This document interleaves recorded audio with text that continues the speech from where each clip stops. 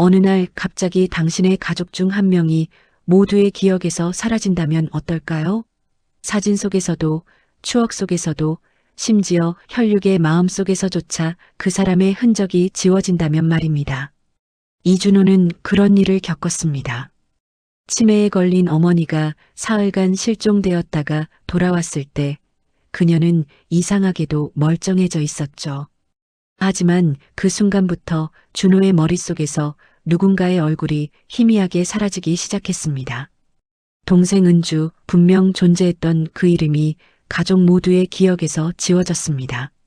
준호가 찾아간 곳은 기억을 사고 파는 신비한 가게였고 그곳의 주인은 차갑게 말했습니다. 기억을 되찾으려면 그만큼 내줘야 해요. 행복했던 순간을 팔아 잃어버린 사람을 되찾는다면 그건 구원일까요? 아니면 저주일까요? 기억이 사라진 자리에 남는 건 과연 무엇일까요? 자, 지금부터 무슨 특별한 사연이 있었는지 지금 바로 시작해 보겠습니다. 이야기 하나가 마음을 바꿀 때가 있죠. 구독하시면 매주 당신 마음을 다독이는 이야기를 전해드릴게요. 이야기 지금 시작합니다. 저는 이준호입니다. 45살 평범한 회사원이죠. 아내와 아이 하나, 그리고 78세의 어머니와 함께 살고 있어요. 아니, 살고 있었다고 해야 할까요? 모든 게 틀어진 건 그날부터였습니다. 어머니가 치매 진단을 받은 건 석 달 전이었어요. 처음엔 가벼운 건망증 정도였습니다.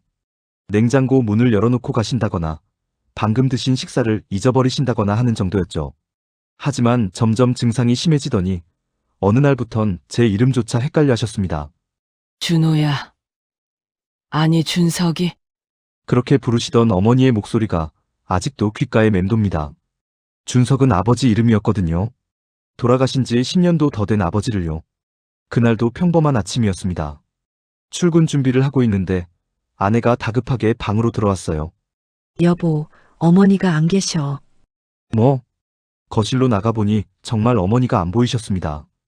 방도 화장실도 현관 신발장에도 어머니 신발이 그대로 있었어요. 맨발로 나가신 걸까요? 아내와 함께 동네를 샅샅이 뒤졌습니다. 슈퍼마켓, 공원, 경로당, 어머니가 자주 가시던 곳은 다 찾아다녔어요. 하지만 어디에도 계시지 않았습니다. 경찰서에 실종 신고를 했어요. 담당 형사는 익숙한 듯 말했습니다. 치매 환자분들 많이 나가세요. 대부분 2, 3일 안에 찾아지니까 너무 걱정 마시고요. 하지만 전 걱정이 됐습니다. 맨발로 나가신 어머니가 추운 날씨에 어디서 무얼 하고 계실까? 밥은 드셨을까? 다치진 않으셨을까? 사흘이 지났습니다. 경찰에선 주변 CCTV를 분석했지만 어머니의 모습은 어디에도 잡히지 않았어요. 마치 허공으로 사라지신 것처럼요. 나흘째 되던 날 새벽 문을 여는 소리에 잠에서 깼습니다. 거실로 나가보니 어머니가 현관에 서 계셨어요. 맨발 그대로였지만 옷은 깨끗했고 얼굴도 멀쩡하셨습니다. 어머니, 달려가 안았습니다. 어머니는 제 등을 토닥이며 말씀하셨어요. 왜 이래? 얘야. 어디 가셨어요? 엄청 걱정했잖아요. 어머니는 고개를 갸우뚱하셨습니다. 어디 갔다 왔나? 난 여기 있었는데. 순간 등골이 오싹했습니다. 어머니는 정말로 자신이 사라졌던 걸 기억하지 못하는 것 같았어요. 아내가 부엌에서 나와 어머니를 부축했습니다. 어머니, 일단 씻으시고 주무세요. 피곤하실 거예요. 그날 밤 어머니를 방에 모시고 나서 전 이상한 걸 발견했습니다. 어머니의 오른쪽 손목에 붉은 도장이 찍혀 있었어요. 마치 전통 인감 같았는데 작은 글씨로 뭔가 쓰여 있었습니다. 자세히 보니 기억상점이라는 글자였어요. 어머니, 이건 뭐예요? 어머니는 손목을 보시더니 빙그레 웃으셨습니다. 아, 그거. 거기서 받은 거야. 어디서요? 기억상점. 거기서 널 샀어, 준호야. 저를요? 응. 내 기억. 내가 너를 잊어버릴까 봐 걱정됐거든. 그래서 가게에 가서 다시 샀어. 전 헛소리라고 생각했습니다. 치매 증상이 심해진 거라고요. 하지만 이상한 건 그 이유였습니다. 어머니가 돌아오신 다음 날부터 어머니는 놀랍도록 멀쩡해지셨어요. 제 이름을 정확히 부르시고 식사 시간도 기억하시고 심지어 몇 년 전 일까지 또렷하게 기억하셨습니다. 아들아. 너 중학교 때 몰래 담배 피우다가 들킨 거 기억나냐? 어머니, 그걸 어떻게 기억하세요? 다 기억나. 그때 내 아버지가 얼마나 화났는지. 아내도 신기했습니다. 어머니 상태가 정말 좋아지셨네요. 병원 가봐야 하는 거 아니에요? 그러게. 치매가 갑자기 나을 리는 없는데.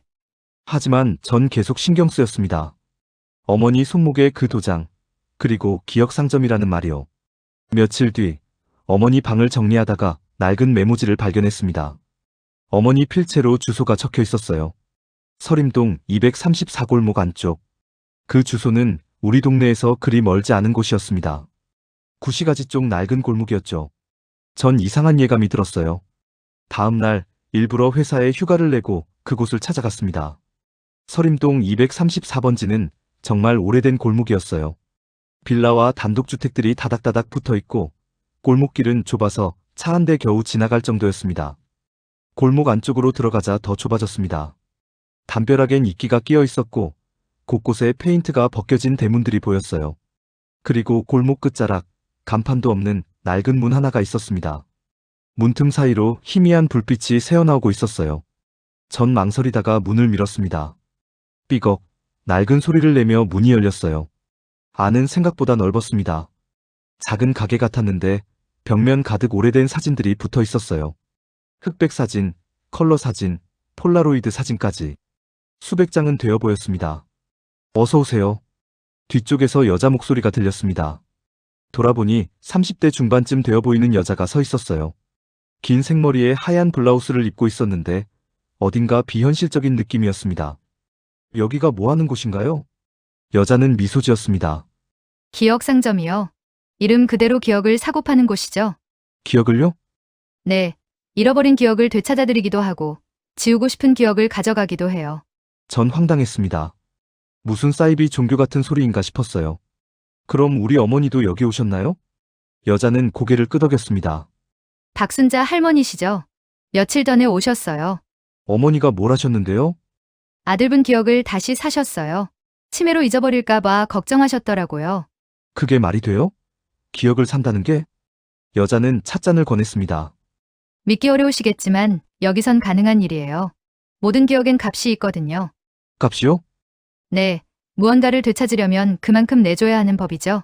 전 슬슬 화가 났습니다. 그래서 우리 어머니한테 뭘 받으신 건데요? 여자는 벽면의 사진들을 가리켰습니다. 저 사진들 보이세요? 저건 다 제가 받은 기억들이에요. 자세히 보니 사진마다 이상한 점이 있었습니다. 가족 사진인데 한 사람의 얼굴이 흐릿하게 지워져 있거나 아예 빈 공간이 있거나 했어요. 무슨 뜻이에요? 기억을 사려면 기억을 내야 해요. 할머니는 아드님 기억을 사는 대신 다른 누군가의 기억을 주고 가셨죠. 그 순간 머릿속이 하얘졌습니다. 어머니가 누군가의 기억을 팔았다고요? 누구 기억인데요? 여자는 대답하지 않았습니다. 다만 의미심장하게 웃으며 말했어요. 집에 가서 가족 사진을 한번 보세요. 답이 있을 거예요. 전 더 이상 그곳에 있고 싶지 않았습니다. 뛰쳐나와 집으로 돌아왔어요. 집에 도착하자마자 거실벽에 걸린 가족 사진을 봤습니다. 저와 아내, 아들, 그리고 어머니. 4명이 찍힌 사진이었어요. 그런데 뭔가 이상했습니다. 사진 구도가 어색했어요. 마치 누군가 한 명이 더 있어야 할 것 같은 빈 공간이 느껴졌습니다. 앨범을 꺼내봤습니다. 어린 시절 사진들, 가족 여행 사진들. 모든 사진에서 같은 느낌이 들었어요. 누군가 빠져있다는 느낌이요. 그때 어머니가 방에서 나오셨습니다. 준호야, 저녁 뭐 먹을래? 어머니, 왜 그래? 우리 가족이 몇 명이에요? 어머니는 당연하다는 듯 대답하셨습니다. 4명이지. 너, 내 아내, 내 아들, 그리고 나. 정말 4명이요? 다른 사람은 없고요? 어머니는 이상하다는 표정으로 저를 봤습니다. 무슨 소리야? 왜 그래? 전 어머니 방으로 갔습니다. 옛날 물건들이 있는 서랍을 뒤졌어요. 오래된 일기장, 편지들, 그리고 낡은 문서들이 나왔습니다. 일기장을 펼쳤습니다. 어머니의 손글씨로 빼곡히 적혀 있었어요. 날짜를 거슬러 올라가며 읽었습니다. 그리고 20년 전 일기에서 발견했습니다. 오늘 은주가 감기에 걸렸다. 병원에 데려가야 하는데 준호도 아프고 정신이 없다. 은주. 그 이름을 보는 순간 심장이 철렁했습니다. 은주가 누구죠? 더 읽어내려갔습니다. 은주가 초등학교에 입학했다. 준호보다 3살 어린데 벌써 이렇게 컸다니. 오늘 은주가 피아노 연주회에서 상을 받았다. 준호는 질투하는 것 같다. 은주와 준호가 또 싸웠다. 남매가 왜 이렇게 사이가 안 좋은지 모르겠다. 남매, 제게 동생이 있었다는 겁니까? 손이 떨렸습니다. 페이지를 넘기는데 어머니가 방문을 열고 들어오셨어요. 뭐하니? 어머니, 은주가 누구예요? 어머니는 멈칫하셨습니다. 그리고 천천히 다가오시더니 일기장을 가만히 보셨어요. 은주? 네, 일기에 나와요. 제 동생이라고. 어머니는 한참을 말없이 서 계시다가 고개를 저으셨습니다. 모르겠는데 어머니, 정말 모르겠어. 은주가 누군지. 어머니 눈에 눈물이 고였습니다. 하지만 그건 슬픔의 눈물이 아니었어요. 혼란스러움의 눈물이었습니다. 그날 밤 전 잠을 이룰 수 없었습니다. 은주라는 이름이 머릿속을 맴돌았어요. 분명 제 동생이었던 것 같은데 전혀 기억나지 않았습니다. 다음 날 아침 일찍 친척 어르신께 전화를 드렸습니다. 작은아버지였어요. 작은아버지, 저 준호예요. 오, 준호 무슨 일이냐? 혹시 저희 집에 은주라고 아세요? 전화 너머로 침묵이 흘렀습니다. 은주. 누구? 제 동생인 것 같은데요. 야, 너 외동이잖아. 무슨 소리야? 정말 모르세요? 당연히 모르지.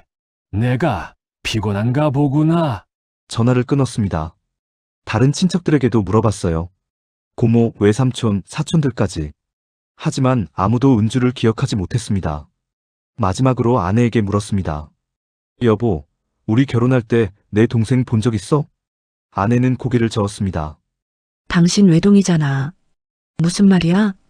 정말? 그럼 시댁 식구들 다 알잖아. 어머니, 당신, 우리 셋이 전부지. 모든 게 미쳐 돌아갔습니다. 일기장에 분명 존재했던 은주는 모두의 기억에서 사라져 있었어요.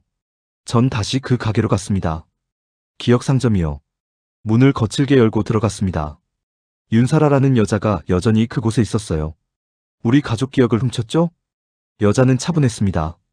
훔친 게 아니에요. 거래했을 뿐이죠. 은주요? 제 동생을 어떻게 한 거예요? 어머니가 선택하신 거예요. 아드님 기억을 사는 대신 딸의 기억을 주신 거죠. 그게 말이 돼요? 사람의 존재를 지워버릴 수 있다는 게? 여자는 찻잔을 따르며 말했습니다. 기억이 없으면 존재도 없는 거예요. 아무도 기억하지 못하는 사람은 이 세상에 없는 거나 마찬가지죠. 돌려줘요. 은주를 돌려달라고요. 돌려드릴 수 있어요. 하지만 대가가 필요하죠. 뭘 원하는데요? 여자는 저를 똑바로 봤습니다. 당신이 가장 소중히 여기는 기억이요. 뭐든 줄게요. 은주를 돌려주기만 한다면. 정말 그러실 건가요? 한 번 준 기억은 되돌릴 수 없어요. 전 망설이지 않았습니다. 좋아요. 뭘 주면 돼요? 여자는 서랍에서 낡은 장부를 꺼냈습니다. 거기엔 수많은 이름들이 적혀 있었어요. 여기 손을 올려보세요. 손을 올리자 이상한 느낌이 들었습니다. 마치 머릿속 기억들이 주마등처럼 스쳐 지나갔어요. 어린 시절 어머니와 놀이터에서 놀던 기억, 아버지와 낚시 가던 기억, 아내와 첫 데이트하던 기억, 아들이 태어나던 날의 기억. 그리고 하나의 기억이 또렷해졌습니다. 어머니의 70번째 생일날이었어요. 가족들이 모두 모여 케이크를 준비했습니다. 어머니는 행복해하셨고 전 그날 어머니 손을 꼭 잡으며 말했어요. 어머니, 오래오래 건강하세요. 사랑해요. 그 기억이 빛나기 시작했습니다. 그리고 천천히 흐려지더니 사라졌어요. 됐어요. 여자의 목소리가 들렸습니다. 이제 동생분을 만날 수 있을 거예요. 전 비틀거리며 가게를 나왔습니다. 머리가 텅 빈 것 같았어요. 뭔가 중요한 걸 잃어버린 것 같은데 뭔지 기억나지 않았습니다. 집으로 돌아왔습니다. 문을 열고 들어서는데 낯선 여자가 거실에 앉아 있었어요. 오빠 왔어. 여자는 반갑게 웃으며 말했습니다. 20대 후반쯤 되어 보였어요. 긴 머리에 밝은 표정이었습니다. 누구세요? 여자는 어리둥절한 표정을 지었습니다. 오빠 나야. 은주. 은주. 그 이름을 듣는 순간 뭔가 울컥했습니다. 맞아요, 은주. 제 동생이었습니다. 은주야. 달려가 안았습니다. 동생의 어깨가 제 품에 안겼어요. 이상하게도 익숙하면서도 낯선 느낌이었습니다. 오빠 왜 그래? 무슨 일 있어? 아니야. 그냥 보고 싶었어. 그날 저녁 가족들이 함께 식사를 했습니다. 은주는 자연스럽게 어머니 옆에 앉았어요. 어머니는 은주에게 반찬을 계속 주시며 이야기를 나누셨습니다. 하지만 이상한 일이 벌어졌습니다. 어머니, 국 더 드릴까요? 어머니는 저를 빤히 보시더니 고개를 갸우뚱하셨어요. 누구세요? 저요. 준호요, 어머니. 어머니는 눈을 가늘게 뜨고 저를 봤습니다. 준호. 누가 준호야? 심장이 철렁했습니다. 어머니가 저를 알아보지 못하셨어요. 은주가 당황하며 말했습니다. 엄마 오빠잖아. 이준호. 몰라. 처음 보는 사람인데. 아내가 어머니를 부축했습니다. 어머니. 괜찮으세요? 남편이에요. 준호. 어머니는 고개를 저으셨습니다. 아니야. 난 저 사람 몰라. 그날 밤 전 잠들 수 없었습니다.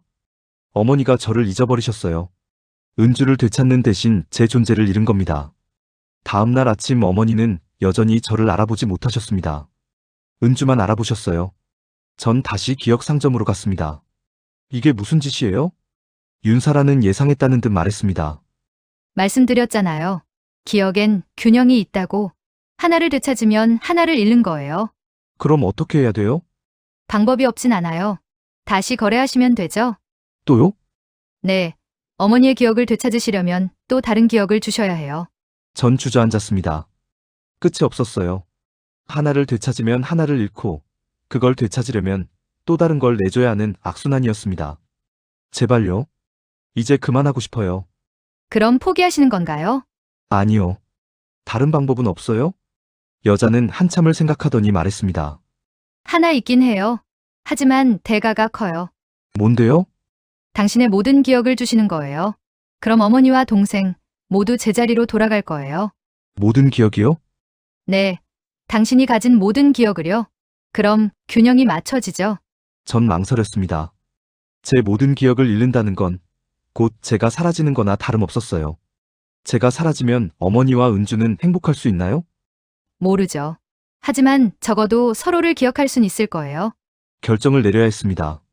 제가 사라지는 대신 가족이 온전해지는 것, 아니면 이대로 어정쩡하게 사는 것. 알겠어요. 할게요. 정말 괜찮으세요? 네, 어차피 어머니도 저를 모르는데 제가 있어봤자 의미 없잖아요. 여자는 고개를 끄덕였습니다. 그럼 준비하세요. 장부 위에 다시 손을 올렸습니다. 이번엔 더 강렬한 느낌이 들었어요. 머릿속 기억들이 빠르게 지나갔습니다. 태어나서부터 지금까지의 모든 순간들이요. 첫걸음을 뗐던 날, 유치원 입학식, 초등학교 운동회, 중학교 수학여행, 고등학교 졸업식, 대학 입학, 첫 직장, 아내와의 만남, 결혼식, 아들의 탄생. 모든 기억이 빛나다가 하나씩 사라졌습니다. 마치 모래성이 파도에 무너지듯이요. 끝났어요. 여자의 목소리가 아득하게 들렸습니다. 전 비틀거리며 일어났습니다. 머리가 텅 비어 있었어요. 아무것도 기억나지 않았습니다. 여기가 어디죠? 기억 상점이에요. 전 누구고요? 여자는 슬픈 미소를 지었습니다. 그건 당신이 찾아야 할 거예요. 전 가게를 나섰습니다. 골목길을 걷는데 낯설었어요. 처음 와보는 곳 같았습니다. 주머니를 뒤져보니 지갑이 있었습니다. 신분증을 꺼내봤어요. 이준호, 남 45세. 이준호.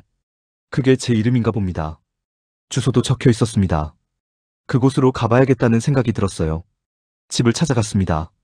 낯선 동네였지만 주소를 보며 겨우 찾아갔어요. 초인종을 눌렀습니다. 문이 열리고 젊은 여자가 나왔습니다. 누구세요? 저는 이준호라고 하는데요. 여기 제 주소로 되어 있어서요. 여자는 놀란 표정을 지었습니다. 당신 누구세요? 여기 왜 와요? 제가 여기 사는 거 아닌가요? 무슨 소리예요? 여기 우리 집인데. 그때 안쪽에서 여자아이가 나왔습니다. 엄마, 누구야? 모르겠어. 이상한 사람이 왔네. 전 혼란스러웠습니다. 분명 제 주소인데 모르는 사람들이 살고 있었어요. 죄송합니다. 제가 착각한 것 같네요. 돌아서서 걸어 나왔습니다. 어디로 가야 할지 몰랐어요. 그냥 발길 닿는 대로 걸었습니다. 공원 벤치에 앉아 있는데 노파 한 분이 지나가시다가 멈춰 섰습니다. 준호야? 고개를 들었습니다. 70대로 보이는 할머니가 저를 보고 계셨어요. 저를 아세요? 할머니는 다가와 제 얼굴을 자세히 보셨습니다. 준호 맞지? 우리 아들. 아들이요? 그래. 넌 내 아들이야. 뭔가 뭉클했습니다. 이 할머니가 제 어머니일까요? 저는 기억이 안 나요. 할머니는 눈물을 글썽이셨습니다. 뭐라고? 엄마를 몰라. 죄송해요. 아무것도 기억이 안 나요. 할머니는 제 손을 잡으셨습니다. 괜찮아. 천천히 기억하면 돼. 일단 집에 가자. 할머니를 따라갔습니다. 낯선 집이었지만 어딘가 편안한 느낌이 들었어요. 집에 들어서니 젊은 여자가 있었습니다. 아까 그 공원에서 본 여자와는 다른 사람이었어요. 오빠 어디 갔다 왔어? 오빠요? 응, 나 은주야. 오빠 동생. 은주. 그 이름이 낯설지 않았습니다. 왜인지 모르게 익숙했어요. 저는 아무것도 기억이 안 나요. 은주는 놀라며 할머니를 봤습니다. 엄마 오빠가 무슨 일 있어? 모르겠다.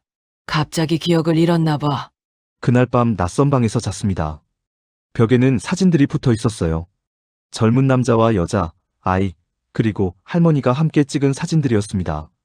그 남자가 저인 것 같았어요. 하지만 전혀 기억나지 않았습니다. 며칠이 지났습니다. 할머니와 은주는 저를 잘 돌봐줬어요. 제가 좋아하는 음식을 만들어주고 예전 이야기를 들려줬습니다. 오빠는 어렸을 때 개구쟁이였어. 맨날 나 괴롭히고. 그랬어요? 응, 근데 나 위험할 때마다 꼭 지켜줬어. 착한 오빠였지. 은주의 말을 들으며 뭔가 가슴이 따뜻해졌습니다. 기억나지 않지만 분명 소중한 사람인 것 같았어요. 할머니는 자주 제 손을 잡고 말씀하셨습니다. 준호야. 기억 안 나도 괜찮아. 넌 내 아들이니까. 감사합니다. 뭘. 엄마가 자식한테 고마울 게 뭐 있니? 하지만 이상한 점이 있었습니다. 사진 속에 분명 있던 여자와 아이가 실제로는 보이지 않았어요. 은주야, 사진 속에 있는 여자랑 아이는 누구야? 은주는 사진을 보더니 고개를 갸우뚱했습니다. 무슨 사진? 여기, 나랑 같이 찍은 사진. 오빠 여기 오빠랑 나랑 엄마밖에 없는데? 다시 보니 정말 그랬습니다. 분명 아까는 4명이었는데 이제는 3명만 보였어요. 머리가 아팠습니다. 뭔가 이상했어요. 기억도 사라지고 사람도 사라지는 이 상황이요. 그날 밤 꿈을 꿨습니다. 낯선 가게에서 여자가 말하는 꿈이었어요. 기억은 사라져도 감정은 남아요? 잠에서 깼습니다. 새벽이었어요. 창밖은 아직 어두웠습니다. 문득 어딘가 가야 할 것 같은 느낌이 들었습니다. 옷을 입고 밖으로 나갔어요. 발걸음이 저절로 움직였습니다. 골목길을 지나 낯선 곳으로 갔어요. 그리고 어느 낡은 문 앞에 섰습니다. 문틈 사이로 희미한 불빛이 새어나오고 있었어요. 문을 열었습니다. 안에는 여자가 앉아 있었습니다. 또 오셨네요. 여자는 예상했다는 듯 말했습니다. 여기 온 적 있나요?